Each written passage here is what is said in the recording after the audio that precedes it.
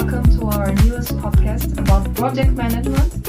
And today I have Sophia, experienced project manager. And today the topic that we are discussing is stress in project management. And people who work on this field know this is a big factor. And Sophia, to be quicker and to understand, can you give us an example, a real example that you've been through about stress that you had in a project? Yes, of course. So, hola again. I'm from Spain, Sofia. Yeah, I forgot to tell her. Amazing Spanish. Yes, so I was a project manager since I was 22. Right now I'm 30, but before, when I was 22, I was new in this field, so I didn't have much experience. So my first project, it was really stressful project. Okay, but my first project, so I was supposed to organize a whole group of Spanish people for a project to Austria. Got it. Yeah, the project was about sport. It was a youth exchange. I was already there as a Erasmus Plus participant for those kind of youth exchange, but it was first to organize, to coordinate. Yeah, so I misunderstood because, I'm not that good in geography. What do you mean you misunderstood? I misunderstood the location because, so the project was supposed to be in Austria. Got it. But I understood it's Australia. No, it's almost the same. What do you mean? Did you? Yeah, I went to Australia for an Erasmus? I bought flights for our group to Australia. That must be a really good stress. Yeah. When I realized, I was super stressed. We were super happy of arriving there. We were ready. We flew from Madrid. Super nice. And then we reached the airport in Australia. And nobody was there from our group. So we called the organization, the Austrian organization. We're like, hi guys, where are you? We're supposed to wait in the airport. And nobody's here. And the guys were, sorry, we're at the venue. Where were you? We were waiting for you. And I was super stressed because I felt like I made a mistake. You were on the other way of the world. But how did you deal with this? How can you perceive now as an experienced project manager? How could you avoid this situation? First, when I realized, the stress kind of paralyzed me. But then I realized I need to do something with this.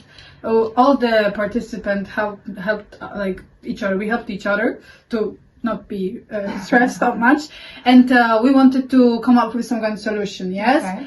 We found out that in the airport there's this kind of like a client service point where people can go when they misunderstood Austria with Australia. Okay, so you're not the only person doing that? Yes. So we went there, we explained the situation, and they said that there is a Spanish consular in Sydney, I think it was. Okay. And we can go there and explain. So we went.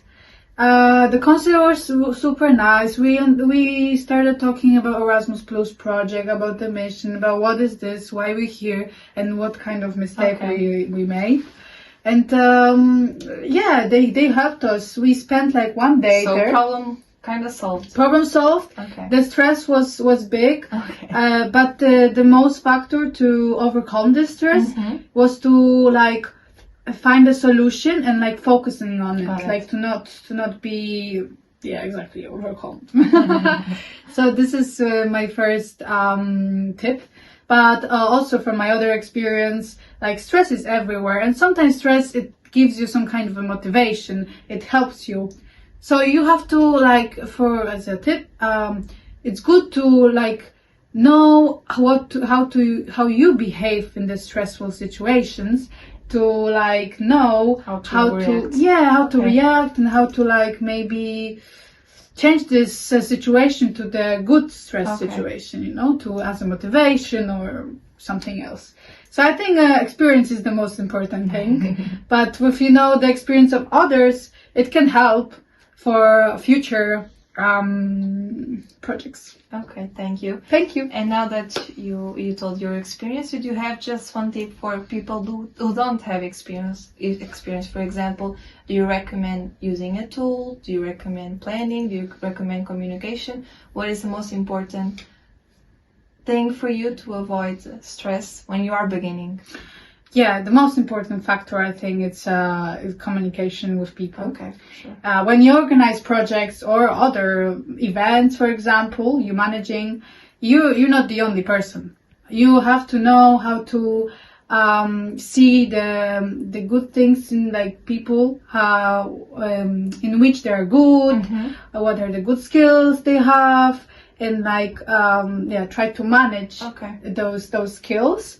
So by doing this, you should communicate with them what they like, what they don't like, because it's bad to, you know, give some kind of task that your colleague don't like. You know, they won't enjoy it and you won't enjoy it because it's not going to be the best. So I think it's communication is the most important as a beginner, but not only beginner. Communication is the most important thing, guys. Also I would say you should read carefully the objective of the project. So when you this one is a big one, like not Australia, Austria. Exactly. Yes, that was a big example. But it is what it is, you know. Reading is that you have the project, you have objective of the project, and you have to read it carefully. What do you have to create? Like what should be the results of it? And then step by step, by planning, also organizing yourself. Important.